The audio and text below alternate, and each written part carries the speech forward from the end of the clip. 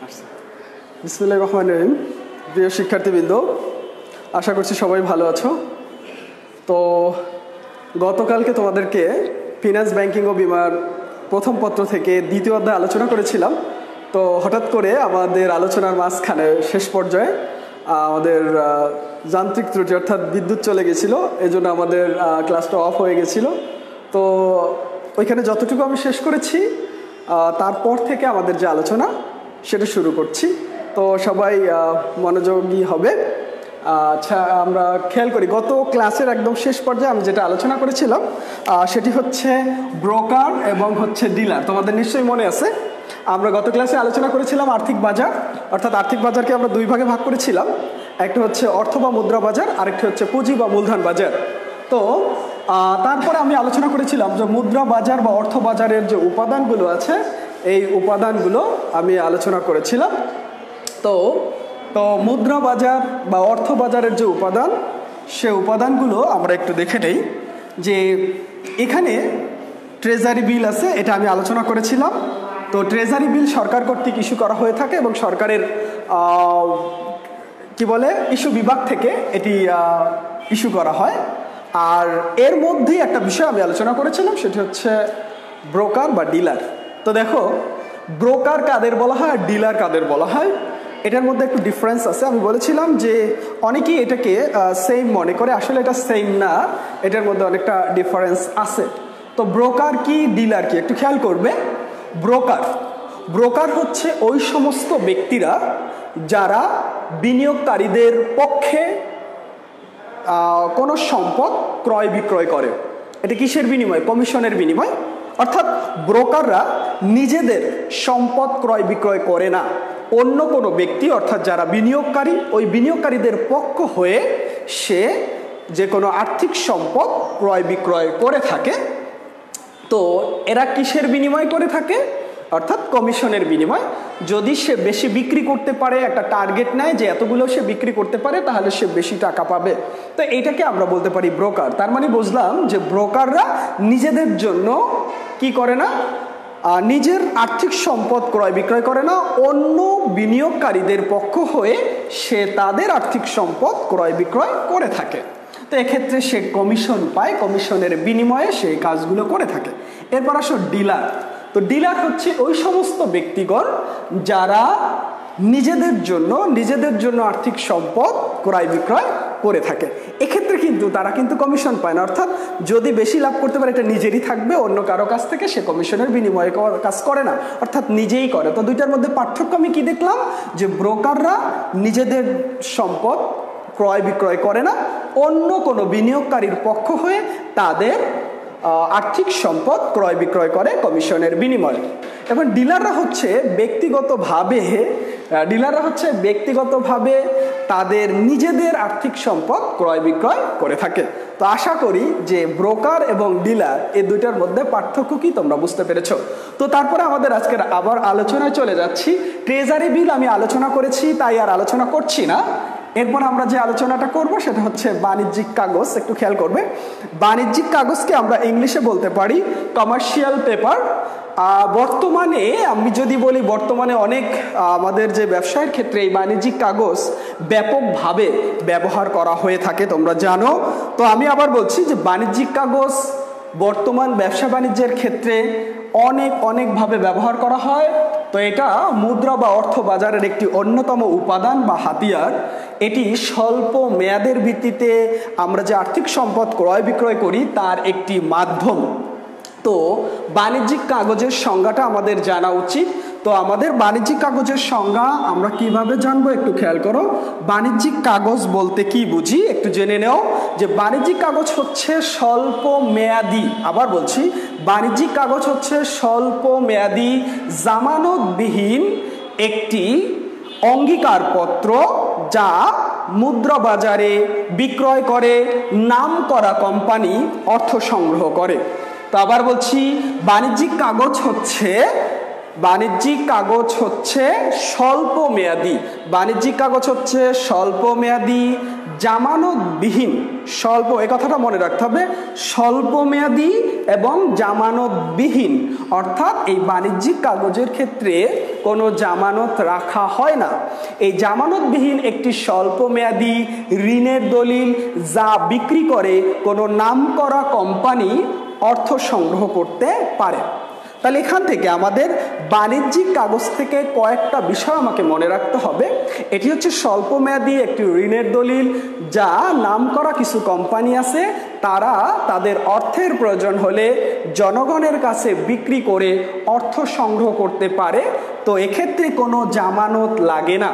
তো জামানতবিহীন, এক্ষেত্রে কোনো জামানত রাখা হয় না। তো এটাকে আমরা কি বলবো? বাণিজ্যিক কাগজ। তো বাণিজ্যিক কাগজের মেয়াদ আসলে কত দিন পর্যন্ত হয়ে থাকে সেটা আমাদের জানতে হয়। তো আমরা সাধারণত জানি 3 মাস থেকে, এটার মেয়াদ 3 মাস থেকে 270 দিন পর্যন্ত হয়ে থাকে। তো 3 মাস থেকে 270 দিন, এটা মনে রাখবে। আর বাণিজ্যিক কাগজের নির্ধারিত বা বাণিজ্যিক কাগজের গায়ে যে মূল্যটা লেখা থাকে ওই মূল্যের চেয়ে কম মূল্যে বিক্রি হয়। আবারও বলছি, বাণিজ্যিক কাগজের ফেস ভ্যালু বা বাণিজ্যিক কাগজের গায়ে যে মূল্যটা লেখা থাকে ওই মূল্যের চেয়ে এটি কি কম মূল্যে বিক্রি হয়। ফলে যারা এটা ক্রয় করে তারা যখন আবার এটা ফেরত দেয় তখন কিন্তু তারা কি পায়? ওই যে গায়ে যে মূল্য লেখা আছে ওই মূল্যের টাকা পায়। অর্থাৎ গতকালকে আমি ট্রেজারি বিলের কথা বলেছিলাম, তো সেম কিন্তু এই বাণিজ্যিক কাগজও ওই রকম। অর্থাৎ এর গায়ে লেখা আছে, মনে করো 1000 টাকা লেখা আছে, তো এইটা বিক্রি হয় 900 টাকায়। আবার যখন তুমি তাকে ফেরত দিবে তখন কিন্তু তার কাছ থেকে তুমি কত পাচ্ছ? 1000ই পাচ্ছ। অর্থাৎ এই 100 টাকা হচ্ছে তোমার জন্য লাভ। তো এটাই হচ্ছে বাণিজ্যিক কাগজ। তো আমরা জানি এগুলো বৃহৎ যে কোম্পানিগুলো আছে এই কোম্পানিগুলো এগুলো ব্যবহার করে থাকে বা কোম্পানিগুলো এই বাণিজ্যিক কাগজ বিক্রি করে থাকে। তো এখানে একটু কথা বলে নিই, তোমরা নিশ্চয়ই নামকরা কোম্পানি বলছি, ব্লু চিপস। একটু অনেক সময় তোমাদের নৈবিত্তিক আকারে একটা কোশ্চেন আসে যে ব্লু চিপস কি। এখন যদি বলি ব্লু চিপস, আমরা বলি কি নীল চিপস, তোমরা যেটা খাও সাধারণত ওইটাকে বুঝি না। ব্লু চিপস বলতে এখানে বোঝানো হয়েছে যে নামকরা কিছু কোম্পানি আছে বা খ্যাতিমান কিছু কোম্পানি বা স্বনামধন্য কিছু কোম্পানি আছে, ওই কোম্পানিকে বলতে পারি আমরা ব্লু চিপস কোম্পানি। তো ওই কোম্পানিগুলোই কিন্তু এই বাণিজ্যিক কাগজগুলো কি করে থাকে? ক্রয় বিক্রয় করে থাকে। তো আমরা আশা করছি যে বাণিজ্যিক কাগজটা তোমরা বুঝতে পেরেছো। তো এরপরে আমি যে বিষয়টা আলোচনা করব সেটি হচ্ছে ব্যাংকের স্বীকৃতিপত্র। একটু খেয়াল করবে সবাই যে ব্যাংকের স্বীকৃতিপত্র বলতে আমরা কি বুঝি। তো ব্যাংকের স্বীকৃতিপত্র আলোচনা আমরা এটা করব। তো একটু খেয়াল করবে ব্যাংকের স্বীকৃতি, ওকে। তো ব্যাংকের স্বীকৃতিপত্র বলতে কি বুঝি। তো বাণিজ্যিক ব্যাংকের স্বীকৃতিপত্র, বাণিজ্যিক ব্যাংকগুলো একটি নির্দিষ্ট মেয়াদের ভিত্তিতে একটি ড্রাফট প্রস্তুত করে। তো ড্রাফটটা কিসের জন্য প্রস্তুত করে, কার জন্য প্রস্তুত করে সেটা একটু জানতে হবে। তো ব্যাংকের স্বীকৃতিপত্র জানার আগে আমাদের একটি বিষয় জানা দরকার, যেটা হচ্ছে এলসি, যেটা তোমরা নাম শুনেছ, letter of credit. Letter of credit অর্থাৎ লেটার অফ ক্রেডিট, এটাকে আমরা যদি বলি, এটাকে বাংলায় কি বলে? প্রত্যয়পত্র। বাংলায় বলা হয় প্রত্যয়পত্র। তো একটু খেয়াল করবে লেটার অফ ক্রেডিট, এটা জানার আগে আমাদের যে বিষয়টি জানতে হবে সেটি হচ্ছে এলসি। তো ব্যাংকের স্বীকৃতিপত্র জানার আগে আমাদের এলসি অর্থাৎ লেটার অফ ক্রেডিট, যেটাকে আমরা বলি প্রত্যয়পত্র। তোমরা অনেক সময় দেখবে তোমাদের হয়তোবা তোমাদের গার্ডিয়ান অর্থাৎ তোমাদের মা বাবা অথবা তোমাদের আত্মীয় স্বজন অনেক সময় অনেকে চাকরি করে ব্যাংকের ক্ষেত্রে, দেখবা যে ওদের এলসি শব্দটা আমরা বেশিরভাগ শুনতে পাই। এলসি মানে প্রত্যয়পত্র। এই প্রত্যয়পত্রটা কখন ব্যবহার করা হয়? যখন তুমি একটি দেশের সাথে আরেকটা দেশের সাথে যখন লেনদেন করবে, অর্থাৎ আমদানি রপ্তানি রিলেটেড যখন কোনো লেনদেন করবে তখন কিন্তু এই এলসিটা দরকার হয়।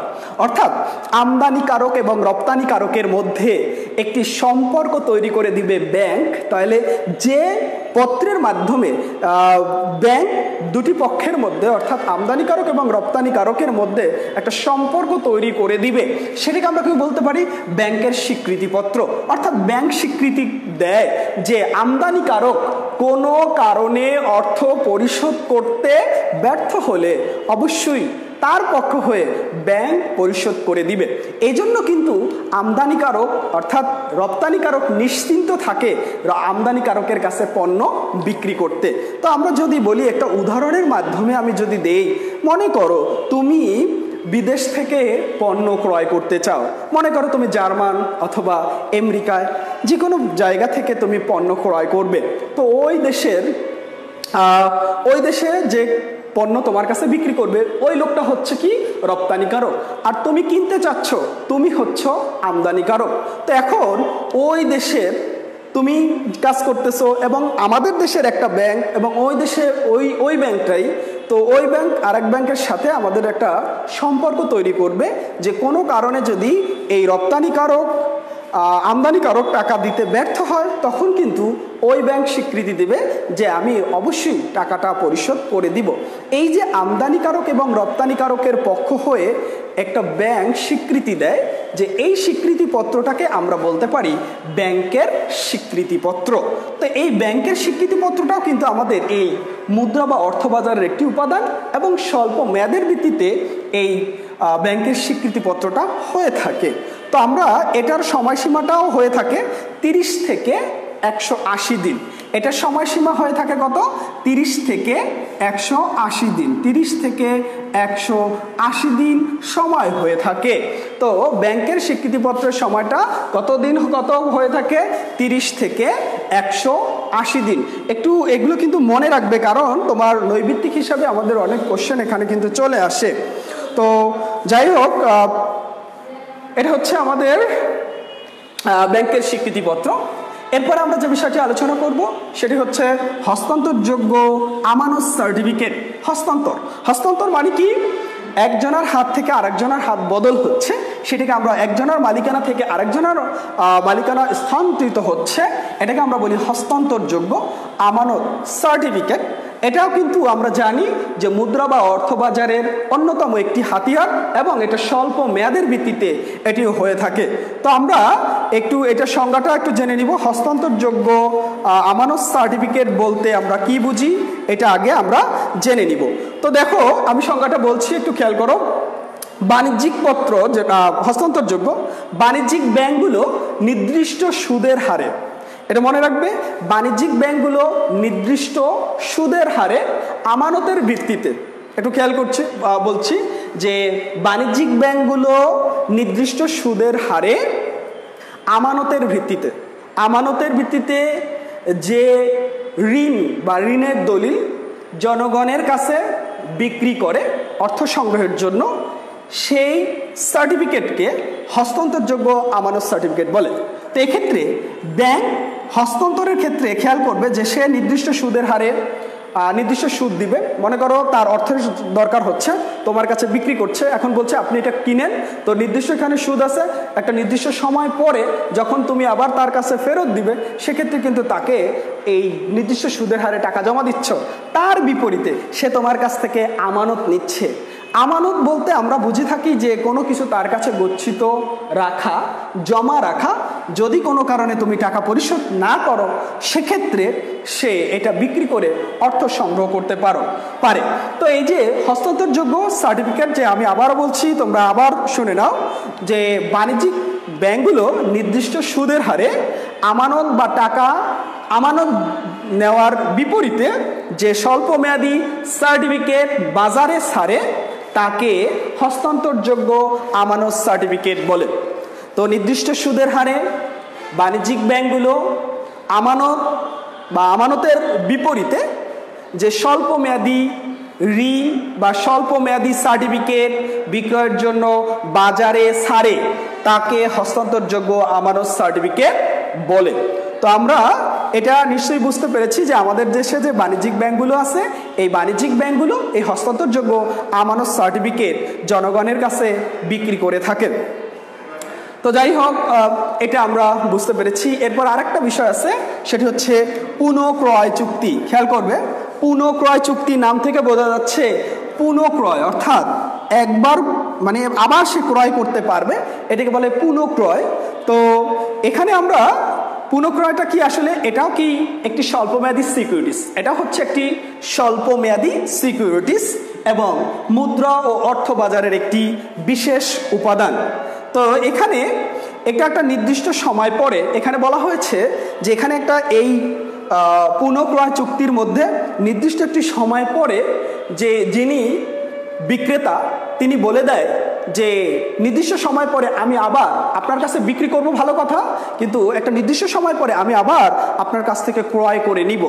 এই যে ওইখানে একটা কন্ডিশন লেখা থাকে যে 20 দিন পর বা 50 দিন পর বা 70 দিন পর আমাকে আবার ফেরত দিতে হবে, অর্থাৎ এই যে বিক্রি করছে সে আবার কিনে নিচ্ছে, এটাকে আমরা বলতে পারি পুনঃক্রয় চুক্তি। সাপোজ মনে করো তোমার অর্থের দরকার, এখন তোমার কাছে একটা সার্টিফিকেট আছে বা একটা দলিল আছে যেটি তুমি বিক্রি করে অর্থ সংগ্রহ করতে পারো। সেক্ষেত্রে তুমি বলে দিলে হ্যাঁ আমি এটা বিক্রি করব, কিন্তু 2 মাস পরে আমি আবার এটা ক্রয় করে নিতে চাই। তো এটা হচ্ছে পুনঃক্রয় চুক্তির একটি উপায়, যে এটাও কিন্তু আমরা জানি যে আর্থিক বাজারের একটা উপাদান, অর্থাৎ মুদ্রা বা অর্থ বাজারের একটি উপাদান এবং স্বল্প মেয়াদের ভিত্তিতে হয়ে থাকে। তো আমি বলছি যে একটি নির্দিষ্ট সময় পর মূল বিক্রেতা পূর্ব নির্ধারিত মূল্যে এই সিকিউরিটি ফেরত পাবে। এখানের মূল কথা হচ্ছে যে ক্ষেত্রে যে সে বিক্রি করবে, বিক্রি করার পর একটি নির্দিষ্ট সময় পরে অবশ্যই সে আবার এটি ফেরত নিতে পারবে। তো এটা আমাদের ছিল পুনঃক্রয় চুক্তি। তাহলে আমরা মুদ্রা বাজারের যে উপাদানগুলো আছে এই উপাদানগুলো আমরা বুঝতে পারলাম। তোমার এখানে মনে রাখতে হবে যে মুদ্রা বাজার উপাদান কোনগুলো বা অর্থ বাজারের উপাদান কোনগুলো: ট্রেজারি বিল, বাণিজ্যিক কাগজ, ব্যাংকের স্বীকৃতিপত্র এবং হস্তান্তরযোগ্য আমানত সার্টিফিকেট এবং হচ্ছে পুনঃক্রয় চুক্তি। তাহলে আমরা এই 5টা বিষয় একটু মনে রাখবো, যেটি হচ্ছে মুদ্রা বা অর্থ বাজারের উপাদান। তো এরপরে আমি আরেকটা বিষয়ে চলে যাব যে আচ্ছা কারো কোনো সমস্যা আছে কিনা একটু জানিয়ে দিবে, যে কারো কোনো সমস্যা আছে কিনা অবশ্যই জানাবে। লেখা দেখতে পাচ্ছ কিনা একটু এখানে জানাবে। তো যাই হোক, তো আমরা এখানে এরপরে আমরা এই বিষয় আরেকটা বিষয় আলোচনা করব, সেটা আলোচনা পুঁজি বা মূলধন বাজার। ওকে, তো মুদ্রা বা অর্থ, এখন যেটা আলোচনা করব সেটা হচ্ছে পুঁজি বা মূলধন বাজার। তো পুঁজি বা মূলধন বাজার, খেয়াল করো, পুঁজি বা মূলধন বাজার, পুঁজি বা মূলধন বাজার। পুঁজি বা মূলধন বাজারের হাতিয়ার বা উপাদান। তো পুঁজি বা মূলধন বাজার আসলে কোনগুলো আমি বলেছিলাম, পুঁজি বা মূলধন বাজার কাকে বলে সেটা আগে বলেছিলাম। তো পুঁজি বা মূলধন বাজার বলতে সেই বাজারকে বোঝায় যে বাজারে দীর্ঘমেয়াদী আর্থিক সম্পদ ক্রয় বিক্রয় করা হয়, তাকে পুঁজি বা মূলধন বাজার বলে। তো এই পুঁজি বা মূলধন বাজারের যে হাতিয়ারগুলো আছে, হাতিয়ারগুলোকে সাধারণত দুটি ভাগে ভাগ করা যায়। একটা হচ্ছে বন্ড বাজার আর একটা হচ্ছে ইকুইটি বাজার। তো আমি আগে বন্ড বাজারটা নিয়ে একটু আলোচনা করি। পুঁজি বাজার উপাদান দুটি, একটা হচ্ছে বন্ড বাজার, লিখে ফেলি, আর একটা হচ্ছে ইকুইটি বাজার বা ইকুইটি সিকিউরিটি বলা যায় বা ইকুইটি বাজার বলা যায়। আচ্ছা, এখন এই যে বন্ড বাজার, তোমাদের অনেক সময় আমরা অনেকেই পড়ে আসছো বন্ড কি। তো বন্ড বাজারটা কি প্রথমেই আমাদের জানতে হবে। এটা হচ্ছে পুঁজি বা মূলধন বাজারের একটি উপাদান, আর এটা হচ্ছে দীর্ঘমেয়াদী ঋণের একটি দলিল। তাহলে যদি তোমাকে বলে বন্ড কাকে বলে, সেক্ষেত্রে আমি কি অ্যান্সার করব, বন্ড বলতে কি বুঝি। তো বন্ড হচ্ছে দীর্ঘমেয়াদী একটি ঋণের দলিল, যার মাধ্যমে কোনো কোম্পানি জামানতের বিনিময়ে দীর্ঘমেয়াদের ভিত্তিতে অর্থ সংগ্রহ করতে পারে। তা আমি আবার বলছি, বন্ড হচ্ছে একটি দীর্ঘমেয়াদী ঋণের দলিল, যার মাধ্যমে আমানতের ভিত্তিতে বা জামানতের ভিত্তিতে যে কোনো প্রতিষ্ঠান অর্থ সংগ্রহ করতে পারে। তাহলে তোমার কোশ্চেন হচ্ছে বন্ড কাকে বলে বা বন্ড বাজার কাকে বলে। তো বন্ড বাজার হচ্ছে দীর্ঘমেয়াদী একটি ঋণের দলিল, যার মাধ্যমে কোনো কোম্পানি জামানতের ভিত্তিতে অর্থ সংগ্রহ করতে পারে। তো এই বন্ড বাজারের কিছু বৈশিষ্ট্য আমরা একটু দেখব। আসলে বন্ড বাজারে আসলে কি এখানে জামানত লাগে। প্রথম হচ্ছে জামানত দরকার হয়। এই বন্ড বাজারে অবশ্যই তুমি বন্ড বিক্রি করবে, সেক্ষেত্রে তুমি কিন্তু অবশ্যই জামানত নিবে। আসলে জামানত কেন নেওয়া হয়, এটা ইংলিশে আমরা বলি সিকিউরিটি বলি, ঠিক না? তো সিকিউরিটি কেন বলে, এটার নিশ্চয়তা বা নিরাপত্তার জন্য নেওয়া হয়। তুমি একজনকে অর্থ দিলে, তার বিনিময়ে তুমি যদি তার কাছ থেকে কোনো লিখিত ডকুমেন্টস না রাখো বা তার কাছ থেকে কোনো, সেক্ষেত্রে কিন্তু ওটি হারিয়ে যাওয়ার সম্ভাবনা থাকতে পারে। তো এই জন্য আমরা কি করব, যে বন্ড বাজার খেয়াল করো, বন্ড বাজার অবশ্যই এটার ক্ষেত্রে জামানত রাখে, যাতে তার টাকা পাওয়ার একটা নিশ্চয়তা থাকে। এই নিশ্চয়তার জন্য কিন্তু জামানত রাখে। আর একটা হচ্ছে বন্ড বাজারের নির্দিষ্ট একটি সুদ থাকে, নির্দিষ্ট সুদের পরিমাণ বলা থাকে, নির্দিষ্ট সুদ এবং নির্দিষ্ট আয় এবং একটা মেয়াদ উল্লেখ থাকে। কি উল্লেখ থাকে? মেয়াদ উল্লেখ থাকে। বন্ড আমরা জানি পুঁজি বা মূলধন বাজারের হাতিয়ার। তো এক্ষেত্রে এই বন্ডের ক্ষেত্রে জামানত নেওয়া হয় এবং এক্ষেত্রে নির্দিষ্ট সুদ পাওয়া যায় বন্ডের ক্ষেত্রে, বা আয় পাওয়া যায়, এবং নির্দিষ্ট মেয়াদ উল্লেখ থাকে। এখানে নির্দিষ্ট কি থাকে? মেয়াদ উল্লেখ থাকে। তো নির্দিষ্ট মেয়াদের ভিত্তিতে কিন্তু এই বন্ড বাজার তার কার্যক্রম করে থাকে। আর এটির মেয়াদ সাধারণত 5 বছর, 10 বছর, 15 বছর, 20 বছর পর্যন্ত এটি হয়ে থাকে। তো এখন এই বন্ডগুলোকে আবার, এই বন্ড আসলে দুই ধরনের হয়ে থাকে। একটা হচ্ছে আমরা গত ক্লাসে একটা পড়েছিলাম যে বন্ড আসলে দুই ধরনের। আমরা সাধারণত আমাদের দেশে দুই ধরনের বন্ড আছে। দুই ধরনের বন্ড হচ্ছে দুই ধরনের। তো দুই ধরনের বন্ড, একটা হচ্ছে সরকারি বন্ড বা ট্রেজারি বন্ড, আর একটা হচ্ছে 2 নম্বর হচ্ছে কর্পোরেট বন্ড। খেয়াল করো, তোমাকে যদি বলে বন্ড কত প্রকার, তাহলে আমাদের অ্যান্সার হচ্ছে 2 প্রকার। একটা হচ্ছে ট্রেজারি বন্ড আর একটা হচ্ছে কর্পোরেট বন্ড। তো ট্রেজারি বন্ড কাকে বলে এটা একটু জেনে নাও। অনেকেই কনফিউশনে পড়ে যে ট্রেজারি বিল আর ট্রেজারি বন্ড কি একই রকম। আসলে না, ট্রেজারি বিল হচ্ছে স্বল্প মেয়াদী বা মুদ্রা বা অর্থ বাজারের উপাদান, আর এই ট্রেজারি বন্ডটি হচ্ছে দীর্ঘমেয়াদী উপাদান বা পুঁজি বা মূলধন বাজারের উপাদান।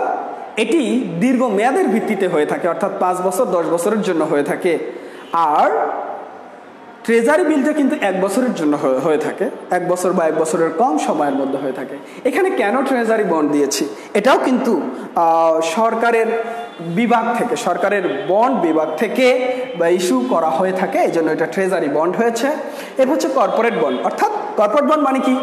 কোম্পানি কর্তৃক ইস্যুকৃত বন্ডকে কর্পোরেট বন্ড বলে। পরীক্ষা আসে কর্পোরেট বন্ড কি, যে কোম্পানি কর্তৃক ইস্যুকৃত বন্ডকে কর্পোরেট বন্ড বলে। আর ট্রেজারি বন্ড কি? সরকার কর্তৃক ইস্যুকৃত বন্ডকে ট্রেজারি বন্ড বলে। তাহলে আমরা এই বন্ড নিয়ে এই ইনফরমেশনগুলো আমরা একটু মাথায় রাখবো, ঠিক আছে? তো আমরা বন্ড জানি, বন্ড হচ্ছে পুঁজি বা মূলধন বাজারের একটি হাতিয়ার। তো বন্ড এটা নিয়ে আরো আলোচনা আছে, আমরা সেই আলোচনাও করব, যেটা আমাদের একটা অধ্যায় আছে বন্ড নিয়ে। তো ওই সময় আরো ডিটেলস আলোচনা করব। তো বন্ড গেল, এরপরে বন্ডের সাথে আর একটা বিষয় আছে যেটাকে আমরা বলি ডিবেঞ্চার। তোমরা নিশ্চয়ই নাম শুনেছ ডিবেঞ্চার, যেটাকে আমরা ঋণপত্র হিসাবে বলতে পারি, ডিবেঞ্চার।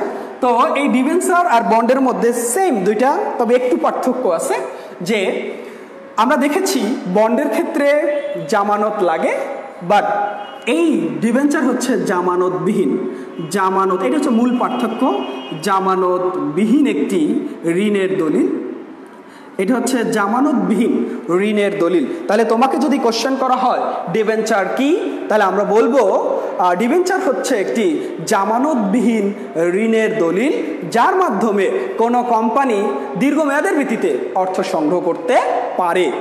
তো এখানে মূল কথা হচ্ছে জামানত লাগে না, এবং আরেকটা কথা হচ্ছে এটা হচ্ছে দীর্ঘমেয়াদী একটি ঋণের দলিল। তবে এই জামানত লাগে না দেখেই এই ডিবেঞ্চারটা আসলে ডিবেঞ্চার হচ্ছে আসলে তোমার একটা অনিশ্চয়তা বা এখানে কোনো নিরাপত্তা নেই, কারণ জামানত রাখে না। কেউ যদি টাকা নিয়ে মেরে দেয় তুমি কিছু করতে পারবে না, কিছু বলতেও পারবে না, কারণ এখানে তোমার কোনো জামানত রাখা নেই। এই জন্য ডিবেঞ্চারটা ওই রকম নিরাপদ না। তবে এক্ষেত্রে নির্দিষ্ট সুদের পরিমাণ উল্লেখ থাকে, আর নির্দিষ্ট সময়ের কথাও লেখা থাকে, এগুলো নির্দিষ্ট করেই থাকে। তো এই বন্ড এবং ডিবেঞ্চারের মধ্যে মূল পার্থক্য হচ্ছে বন্ডের ক্ষেত্রে জামানত লাগে আর ডিবেঞ্চারের ক্ষেত্রে জামানত লাগে না। এই জন্য আমরা বলি এটাকে জামানতবিহীন একটি ঋণের দলিল। তো জামানতবিহীন ঋণের দলিল এটা ছিল। তো যাই হোক, এইটা আমরা আলোচনা করেছি। এরপরে আরেকটু বিষয় তোমাদের আলোচনা করবো কিনা, টাইম প্রায় শেষ হয়ে গেছে, যাই হোক আর করছি না। তো এটা আমি আবার পরবর্তী ক্লাসে তোমাদের ইকুইটি বাজার নিয়ে অর্থাৎ সাধারণ শেয়ার, অগ্রাধিকার শেয়ার নিয়ে আমি আলোচনা করব। তো যতটুকু আলোচনা করা হয়েছে এগুলো তোমাদের কাজ হচ্ছে বইগুলো খুলে দেখা যে আমি যে আলোচনাগুলো করেছি এগুলো বইয়ের ভিতরে আছে, এগুলো বইগুলো তোমরা একবার পড়ে নিবে, তোমাদের জন্য সুবিধা হবে। যদি কোনো কোশ্চেন থাকে অবশ্যই আমাকে জানাবে। তো সবাই এই পর্যন্ত ভালো থাকবে, আল্লাহ হাফেজ।